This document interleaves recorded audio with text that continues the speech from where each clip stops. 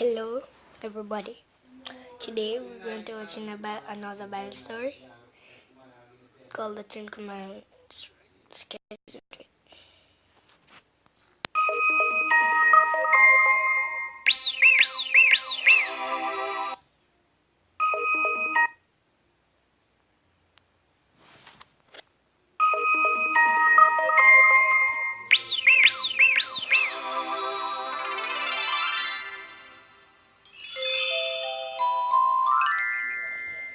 Moses was a good man who lived in Egypt. The Egyptians had made the people of Israel their slaves, and they were very cruel to them. Moses grew up in the Pharaoh's palace, but he felt sorry for the Israelites. He wanted to help them lead better lives. One day, Moses committed a serious crime, and he was forced to escape from Egypt. He traveled through the desert for many days and eventually settled in Midian, far, far away. Moses got married to a local woman and he led the life of a shepherd. One day, as usual, Moses was tending to some sheep on a hillside. It was then that God suddenly spoke to him. He hears a loud booming sound like thunder, and he sees that a bush has caught on fire. There is a semicircle of golden white light surrounding the bush, and Moses hears the voice of God. Moses, I have something to tell you. Who is that? I cannot see you. I am Jehovah, the one true living God, the creator of all living and non-living things. Why are you speaking to me, God? Do not fear me. You are a good man, and I have a very important task that I need you to perform for me. I need you to free the people of Israel and lead them to the promised land. Huh? Why have you chosen me? I'm just an ordinary person. You have a good, strong heart, and you have great courage. You may think you are ordinary, but you will do extraordinary things. And Moses, do not worry. You are not alone. I will be with you every step of the way. Why would they listen to me? How will they believe that you are with me? I will give you the power to show signs that I am with you. Throw your stick to the ground. When Moses threw the stick on the ground, it magically turned into a snake. Moses was now convinced, and he was ready to follow the orders of God. As you wish, my Lord, I will do as you say. Yes, Moses. We haven't seen you in some time now. What brings you here? Ramos, I have come to speak on behalf of the Israeli slaves. They need to be freed. You cannot keep them prisoners like this. They are not slaves. Oh, but they are, dear Moses. They will serve the kingdom of Egypt until they die. Every last one of them. Until their very last breath. Ramos, the God is with them. He has sent me to free these people. If you do not set the Israelites free, you will invite God's anger on you. What God are you talking about? I have not heard of this God of yours. Why should I fear him? He is the one true living God. He is all-powerful, and his anger can destroy your kingdom. Please free them now, so that you don't feel sorry later. I do not believe in your God. He has no power in my kingdom. Show me a sign that your God exists. Then Moses threw his stick on the ground, and it suddenly turned into a snake. Ha ha ha! Nice trick. The Pharaoh thought that this was just a trick, and he called his magicians. The court magicians arrived, and when they threw their sticks on the floor, their sticks transformed into snakes as well. See, you can't fool me with the cheap magic tricks, Moses. But then, a miracle happened. Moses' snake started swallowing all the other snakes. The Pharaoh was terrified at first, but then he regained his composure. That doesn't mean anything. It's just another magic trick. Your God is pitiful. Release the Israelites to me now, and my God will show pity on you. Leave at once, Moses. You're testing my patience now. Guards, escort them out at once. I will leave, but I will be back. Like that, Moses visited the Pharaoh several times and tried to convince him to free the Israeli slaves. But the Pharaoh could not be convinced. One day, Moses went to the desert and asked God what he was supposed to do. God told Moses that he was going to punish the Egyptians. God sent the punishments one by one. First, he let a great flood that swallowed the whole city. Then he sent a devastating drought. Then he sent locusts that attacked the crops. Like that, God punished the Egyptians several times.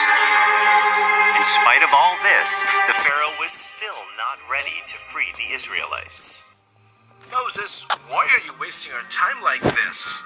Whatever you or your so-called God says, I will not release the Israelites. They were born to serve this kingdom as slaves. Nothing can change that. God wants the Israelites to be free. If you do not follow his will, he will release great plague on you and your people. Do not punish yourself and your people with your stupidity. You have been warned many times. Now face God's anger. Moses then went to the Nile River and dipped his staff in the water. It was a miracle. The Nile water suddenly turned red, and it was blood. The fish died, and the water began to stink. The whole of Egypt was stinking by now. Finally, God killed all the firstborn children in Egypt, including the Pharaoh's son. This forced the Pharaoh to finally release the slaves. Yes. Moses went to the palace one last time. Your God has killed my son and all the firstborns in Egypt. What kind of a God is this? You brought this on yourself, Ramos. You have been warned so many times. So many signs were given to you, but you remained stubborn. You brought all this on your people.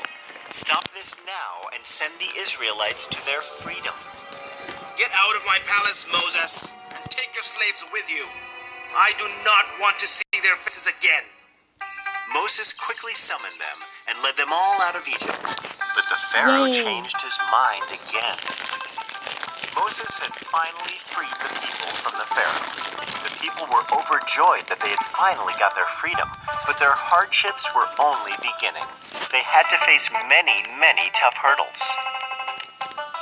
A couple of days after Moses had led the Israelites out of Egypt, the Pharaoh changed his mind yet again and set his army after Moses to capture them.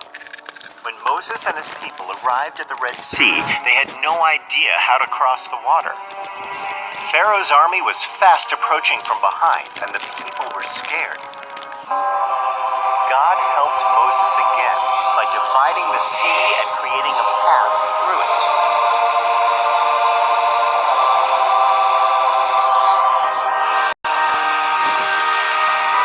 Moses and his people walked through the seabed and crossed the Red Sea.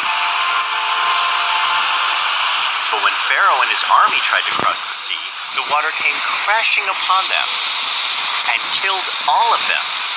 The evil Pharaoh finally got the punishment he deserved. After crossing the Red Sea, Moses continued to lead the people. It was a long journey, and Moses took his people across the desert. The people were losing their patience. They started complaining to Moses. Moses, we have been traveling for so long now. Will we ever reach the promised land? Have faith in God. He has freed you from the Egyptians. Now he will lead you to your promised land. So many people have died along the way, Moses. We were better off in Egypt as slaves of the Pharaoh. At least we could not have died of hunger and fatigue. A lot of children are also sick. We have so many old people who cannot walk with us. Should we watch our children die before our eyes? Is this what you promised? We should not have trusted you.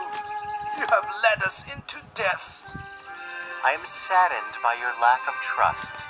I have faith in my Lord. It is this faith that keeps me going forward.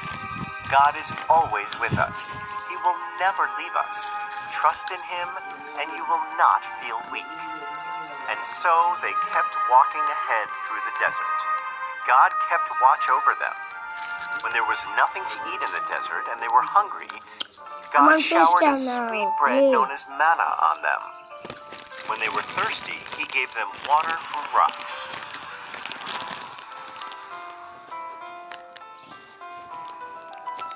After many months of traveling through the desert, they arrived at the foot of Mount Sinai. This was where God had told Moses to bring the people. They camped at the foot of the mountain and decided to rest for a few days before continuing their journey across the desert. Moses told the people to stay at the bottom of the mountain, and he climbed up the mountain to speak to God. When he reached the mountaintop, God spoke to Moses. God spoke to Moses for 40 days and 40 nights. He finally gave Moses a stone tablet that described the 10 commandments that his people would have to follow for their entire lives. God gave the following commandments to Moses. 1. Thou shalt have no gods before me. 2. Thou shalt not make graven images. 3. Thou shalt not take the Lord's name in vain. 4. Remember to keep holy the Sabbath. 5. Honor thy father and thy mother. 6. Thou shalt not kill. 7. Thou shalt not commit adultery. 8. Thou shalt not steal. 9. Thou shalt not bear false witness. 10. Thou shalt not covet. God made these commandments to ensure that men and women lived in harmony and lived peaceful and happy lives.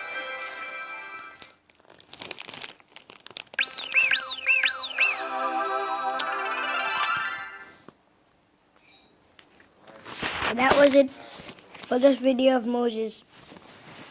Now, I would like to tell it to you in the next one. That was only the part of Moses, not with Joshua.